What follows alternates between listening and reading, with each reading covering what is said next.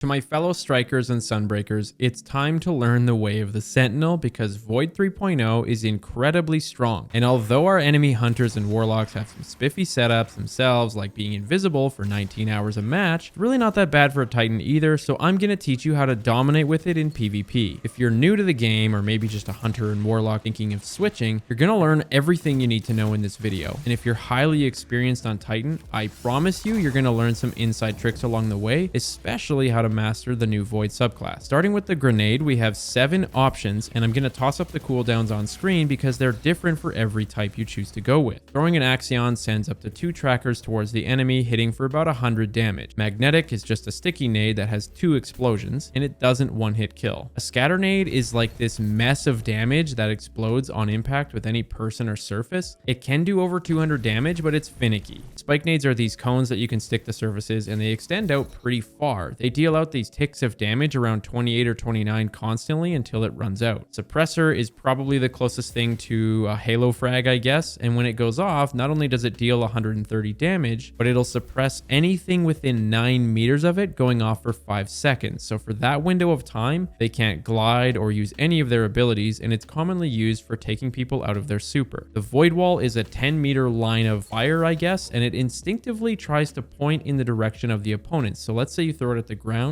it'll typically aim itself at the direction you would want to in your head. Similar to a spike grenade, it's dealing constant damage, but it's a little bit slower because it deals more per tick. Last up, we have the Vortex grenade, which is another constant damage one. It hits for 25 on impact and then ticks of 20. The main trick with this one though is that it'll actually suck people in from around a 45 meter mark outside of the vortex. Now my top 3 are definitely the Vortex that I just mentioned, spike grenade, and Axions. I'd probably say an honorable mention belongs to the suppressor grenade, but I'm going to focus on those 3 that I mentioned and give you guys some use cases for in-game play. I find that people sleep on spike nades a lot, and most of your opponents tend to think that a grenade is going to be thrown at them. Try to always put these things behind your opponent because then they'll only have 2 options. Either they run back and take damage, which will probably end up in them dying, or they decide to run forward, but you're actually waiting for that action, and then that way you can just barrel stuff them with your duality. Similarly, you can put it on a sidewall above the barricade, maybe you're capping a zone or something like that. It can be really good for protecting you, and I'll talk a bit more about that later. Another unique use case is actually putting it at your feet. Like let's say you do pop a barricade and someone is aping you, they're trying to jump over it. Well, if you put it at your feet, it'll definitely help you win or at least trade. Before I move on to Vortex grenades, I'm kind of curious, where are my Void hunters from the past? There's actually a really annoying glitch with these things, so I'm kind of curious who knows. Moving on to the Vortex nade, I already kind of mentioned that it has that pull force from whenever you throw it to anyone nearby. Well, something that you can work into your toolkit is that if you see a Titan barricade, most people throw it right at the barricade, and that's fine, like that'll damage it, shred it, whatever, but it won't actually deal any damage to the person standing behind it. So what I prefer to do is actually throw it to the side or even behind them, and then that pull force will actually yoink them right away from their barricade and out of that regenerating overshield. It really catches people off guard. I highly recommend you do this because it'll be kind of hilarious how many times you see them just stand there. The third one I mentioned in my top 3 were Axions, and I really hope Bungie does something about these. They are stupid strong in my opinion, and they share the fastest cooldown, so they're currently my #1 pick. I'm frustrated because I actually feel more dumb when I'm using them. Like I don't use my brain as much regarding good nade placement and whatnot. These are just so free. Anytime you ever need an opponent to move, you toss this. Need to distract them for a moment? Toss this. Want to make a push? Toss this. Someone's chasing you? Toss this at your feet. Sometimes they blank, obviously, like here, if it hits a sidewall, it won't do anything, but overall, they're so versatile, and it's frustrating because some people will argue that they're good for the game, right? Like they get campers to move around, but it's really not what they're providing to the game. They're just too easy for the end user, in my opinion, and I really hope these things get dealt with. I guess before moving on, one thing to remember is that you can shoot them. Like I'll use my damn shotgun if I have to. Shoot them and get back into the fight as soon as you can. If these do get nerfed, I'm going to use spike nades unless I'm playing a team of Titans, in which case I would use the Vortex. All right, for this next section, we're going to be talking about the jump and glide. It may seem trivial, but I know so many Titan mains that still do this wrong. So first of all, obviously we have 3 options, but there are 2 main ways of using them. There's the flat out glide or the odd burst here and there while you're kind of going from point A to point B. And then there's the Titan skate. I'm sure a lot of you have heard that term out there, so I'm going to explain what the deal is. But all you should know is that both of these methods can be executed loaded on all 3 jumps. However, your skill level is what's going to determine which one you should use. The Titan skating you're seeing on screen is basically activating and then canceling the jump over and over as fast as you can. What this does is it creates this burst of momentum that you can kind of pile on top of each other to get going even faster. People on controller have to hit the jump button as fast as they can, but people on mouse and keyboard can actually typically bind it to their mouse wheel. I'm talking about the scroll wheel, so I do have to move my finger off of the mouse click and use the scroll. But once you get the hang of it, it becomes second nature and it's amazing. Now to start off, just don't use high jump in PvP. It doesn't really matter if you're gliding or Titan skating, it's just not good. It's too long and gradual at the base. The premise of skating is basically eliminated, so it's just not really worth you using at all. You're vulnerable when you're up in the air. The second one is strafe lift, which is a really solid neutral choice. I recommend this one for every single beginner Titan, no matter what.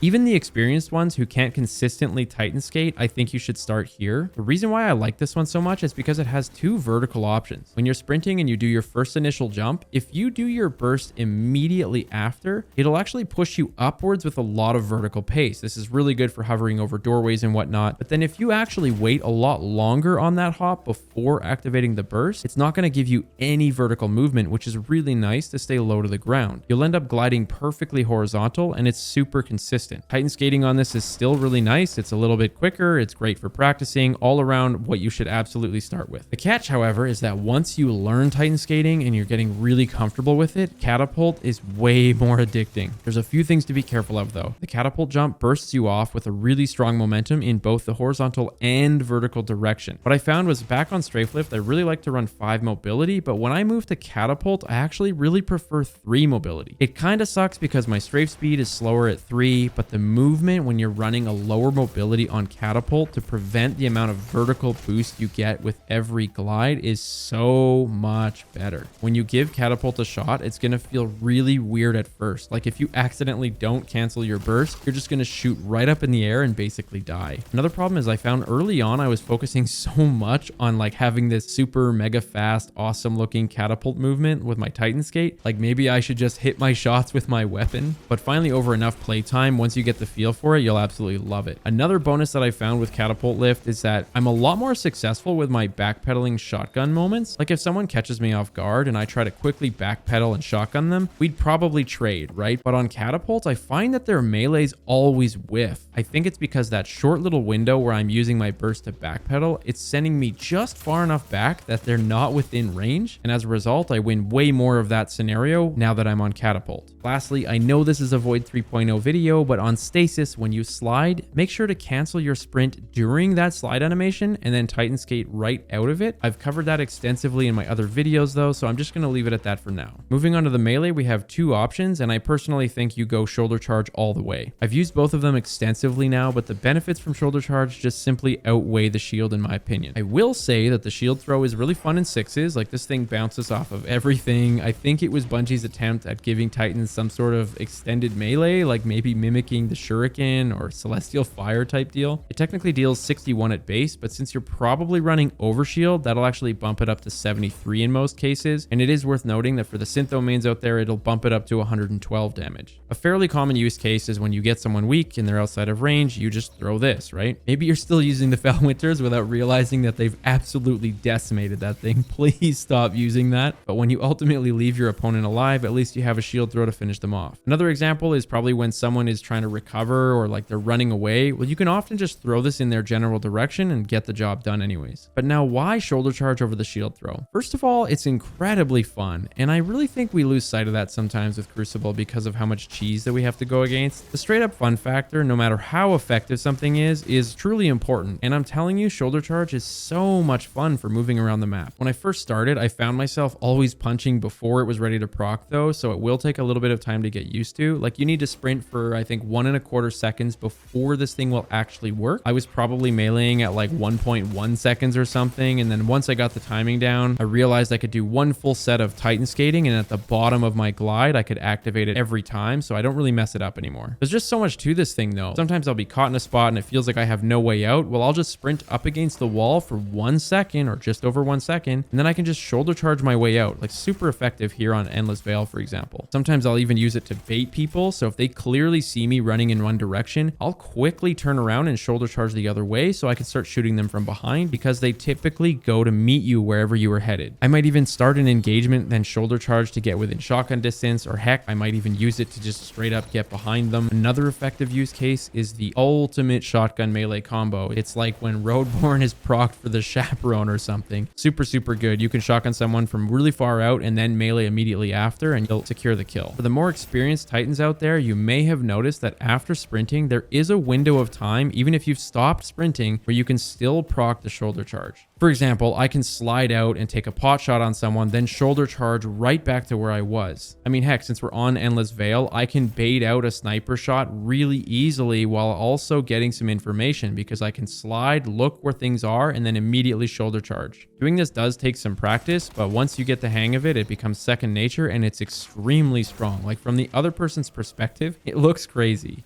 I guess one more thing is that it's really quick too, right? So I'll typically Titan skate, shoulder charge, Titan skate, shoulder charge. So if I'm in trials or something, I know that I can get to my spot first before anyone else, which can be really huge for getting round wins. Now it's time to talk about the Barricade, but I did want to mention my new sponsorship with Advanced GG. They have a powdered drink that I've been using for over 2 years now instead of coffee. Like I've tried G Fuel and Gamersubs. I found that I would either crash really hard on those or they just taste like crap. I wanted to use Advanced for a long time before I decided to reach out to make sure it was something that I truly loved, but I'm really proud of the fact that we've been able to partner up. The stuff tastes amazing. Even my wife drinks it now instead of coffee. If any of you want to support the channel, you can actually go to their website, order anything you want, and use the code CASTLE for 10% off. And that'll help me out financially to reinvest into these types of videos. Back to Barricades though, you're going to get a little bit of an intro into the aspects and fragments I use, and then we're going to dive into which exotics that you should be using. I'm going to mention the basics and then talk about some things you really need to start doing when you pop these Barricades. Obviously, we're aware of the fact that there's the tall one and the short one, right? Bungie even split their cooldowns and buffed the half wall significantly to try and incentivize people to use it more. People probably don't even realize how crazy those buffs were either. It's plus 30 stability. It adds 10% range to your weapon. It cuts the flinch that you're taking while you're in a fight by half, and it maxes out your reload speed. Like this thing can seriously guarantee you winning a gunfight if you happen to catch someone with it. But even with all of that in play, I still prefer the Towering Barricade. It just has too much versatility in PvP, so that's the one that we're going to go through tricks for. Now, I mentioned cooldowns, so do remember that those are a little bit slower now than they were a couple months back. And while I talk about some of the use cases for these, I will mention what resilience I like to run because that's tied directly to the timing of your Barricade. You know, I used to run 3 resil like ages ago before all of the changes started to happen to weapon archetypes over the past couple of years, but now I typically go for 6. Not only does that save me from a lot of weapon time to kills, but it just gets me my Barricade faster, so it's really just a no-brainer at this point. For Void, you're probably going to see a lot of people running max resilience, which I totally understand. It's wild when you can loop the new Barricade and get an overshield pretty much constantly, but I honestly prefer 6. I value other stats more, and all I've changed from my previous playstyle was switching out the mods that I use in my class item. If I'm playing Striker, I'm going to use double Bomber, but on Void, I absolutely run double Utility Kickstart, like no questions asked. It is crucial to use that in PvP when you're on Titan. I do stack 2 of them even though there's diminishing returns because they only cost 1 affinity. I think the first one cuts around 7 or 8% because those were also nerfed, and then if you have 2 of them going at the same time, it's right around that 12% mark that'll shave off of your cooldown. So essentially, my 30-second cooldown gets cut down to roughly 23 or 24, which I'm totally good with. I think this is a good time to give a sneak peek to aspects though, because I mentioned how I used to run Bomber, right? Well, because grenades are so strong in Destiny, I refused to run anything other than Bomber. I didn't really care about Utility Kickstart before, but now with the new Void 3.0, if I run Bastion to give me an overshield when I pop my Barricade, that in itself is probably enough to argue for Utility Kickstart, because why wouldn't you want more overshield? But it's pairing it with offensive Bulwark that makes it so incredible, because while you have that overshield, your grenade charges 200% faster. It's kind of like getting 2 birds with 1 stone because the double Utility Kickstart gets you your Barricade more, which gives you your overshield more, which gives you the 200% charge rate more. But now onto the use cases though, and there's some really important ones you don't want to miss. Always remember that this thing is dome shaped, okay? So you can hug it really tight, like go right up close to the wall on the inside there, and you're actually fairly protected. People can't shoot you as easily when they're trying to jump over or from the side. Make sure to use the curvature to your advantage. You'd be surprised how well it can keep you alive. Something cool I've shown in past videos is how you can slide through the barricade while someone is jumping over. And if you were on bottom tree striker, what typically happens is the opponents tend to clip their toes on the shield, which deals a bunch of damage to them. That would proc your knockout perk, which then gives you an extended melee. So after you would slide through the shield, if you would just do a 180 with your mouse or your thumbstick, smash the melee button, you would basically launch yourself all the way back through the shield and kill them. It's kind of awesome because we can keep doing that, fellas, using Void 3.0. Back to that offensive bulwark aspect, you get extra melee range and damage when you have an overshield, which you just got because you were standing behind a barricade thanks to Bastion. Slide through, turn around, and the extended melee range is enough for you to still hit them. You're going to deal 120 damage, so as long as their toes clipped it, they're going to die instantly. But even if they don't, you're probably still going to win that fight because they don't see it coming. Now, with that out of the way, obviously the most common use for this barricade is probably just to survive in a given moment, right? And that's clearly amplified on Void because it gives you an overshield. But remember, higher skilled players will shred this thing if they team shoot it. So don't feel like you have to stay behind it. Like if there's one thing you take away from this, you don't got to stay behind this thing. Seriously, keep moving around. Sometimes I'll put this thing up to block a specific lane, so I'm only behind it for like 1 second before I get back into the fight. You can be on an entirely different part of a map and still get notified by the damage ticks and numbers on screen when someone goes through it. Another one is using it as a distraction. I want you to think of it this way. When you pop this thing, I guarantee your opponents are going to watch the animation while it happens. Use that knowledge. It's a free window for any one of your teammates to challenge. They can peek with a sniper and probably get an easy headshot. Another classic one is the third-person mechanic that I want to mention because it actually really did change with Void. I want to warn you, the new animation is cool and all, but it puts you at a lot more risk. On Endless Veil, if you used the old one, you could start your animation well behind cover and pretty much guarantee that you would end up with a full shield outward past the corner without dying. It still works, of course. You won't die if you put it behind cover and you'll still be able to see a little bit, but just be careful because I know when I first hopped on here, I was so used to using this to my advantage on other subclasses that I started to die and get sniped because I would like overdo trying to make this thing work. You do have damage resistance during that animation, so I made sure to get a test clip here to show you a 140 RPM hand cannon. It's dealing only 33 instead of 70, but either way, just be aware of that overall. What else? It is good to remember that it can save you from a super. This is really not related to the Void 3.0 thing at all, but look at this striker trying to kill me with his charge. It just doesn't work. Or maybe I'll put it down knowing a Dawnblade is on its way because they almost always waste the shot on the shield. For whatever reason, they don't throw it behind the shield. And before we jump in, I guess I'll mention one last thing. Just be careful of the new shotgun.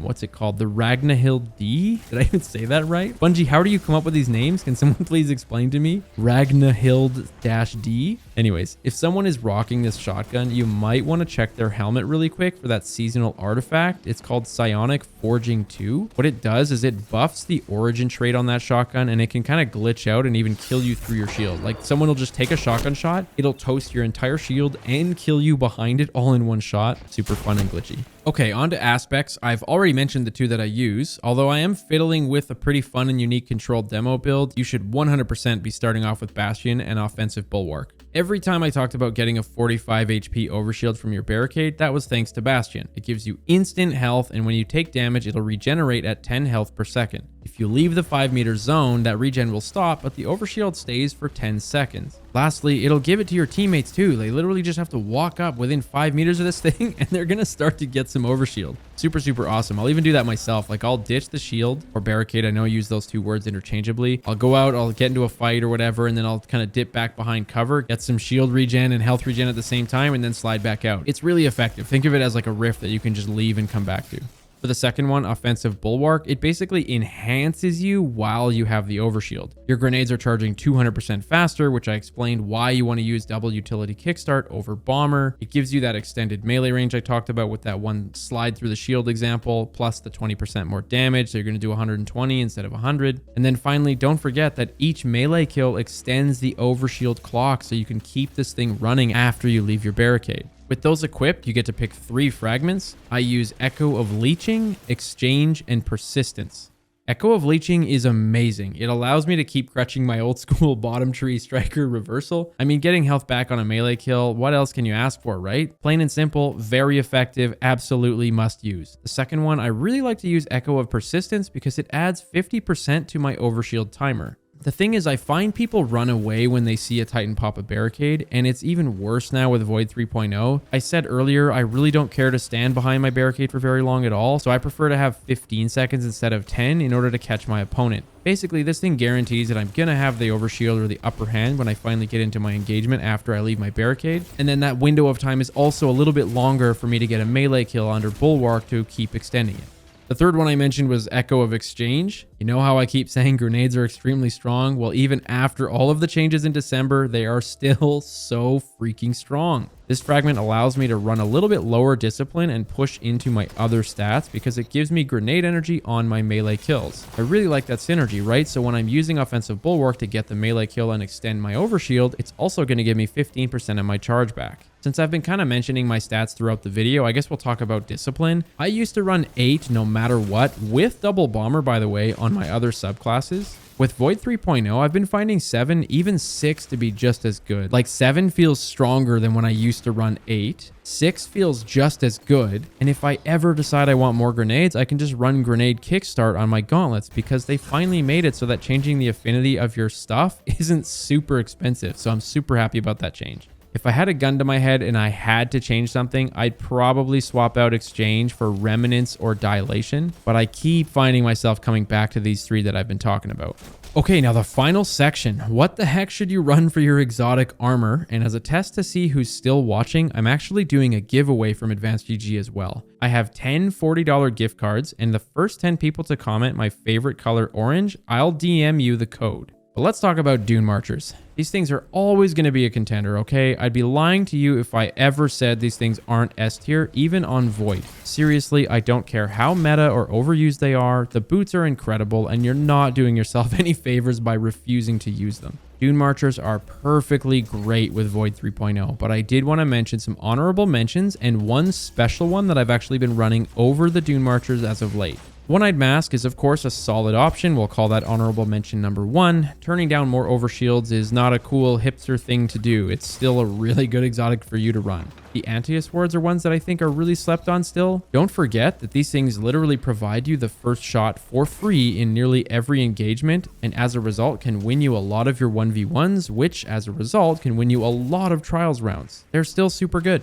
Synthoceps are always nice for 6s. I'm sure a lot of Titans out there already know that, but it is worth noting that the melee doesn't stack with Bulwark. I know I mentioned the shield throw does, but when it comes to the range and damage of your regular melee, that benefit was totally diluted, so I think you can honestly do better. The Titan's Ramparts, you know the drill, shoot through shield, but now it's even better because it's providing you a regenerating overshield. But I mentioned earlier that people are just running away from Titans right now, and it's really annoying. Well, that's totally amplified when you're using these gauntlets. I swear to God, it's like the instant a Void Titan barricade goes down, everyone's just gone. Nowhere to be seen. I am still talking about them though, so they are really good, and if you do run them, I recommend running 9 Resilience with Kickstart to really help you out with looping the barricade. And for our last honorable mention, I'm going to talk about the no backup plans. To be clear, it's not the last exotic, there's one more after this, but it's worth mentioning because this is the one where if you get a shotgun kill, it'll eat your melee charge and give you an overshield. Before I forget to say it, that overshield is longer when you're using Void 3.0 thanks to the Echo of Persistence fragment. Basically, these just got better, and I know a lot of people tend to compare them to the One-Eyed Mask, which is probably fair. I think the former is better in 6s, and maybe no backups are better for 3s. Definitely run shoulder charge when you're using these things, and make sure to use the melee kickstart mod. When you proc the no backup plans and it eats your charge, melee kickstart on your gauntlets will in fact work. I found the sweet spot when I'm running this is 8 strength plus the melee kickstart, and it feels really, really good. Now, last but certainly not least, and the one that's really been making me question my Dune Marchers, is Crest of Aplle. My God, did these get an indirect buff with Void 3.0.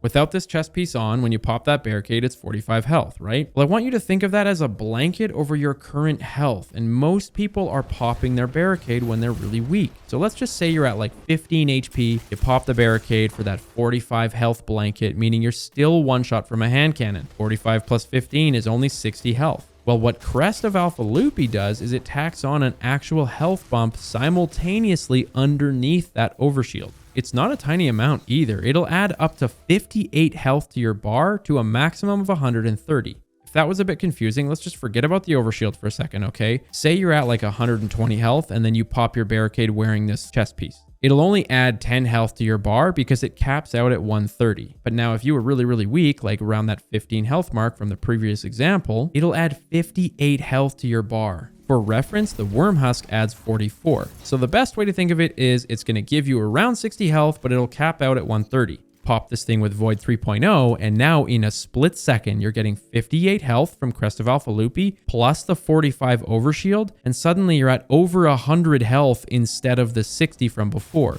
You're no longer one shot.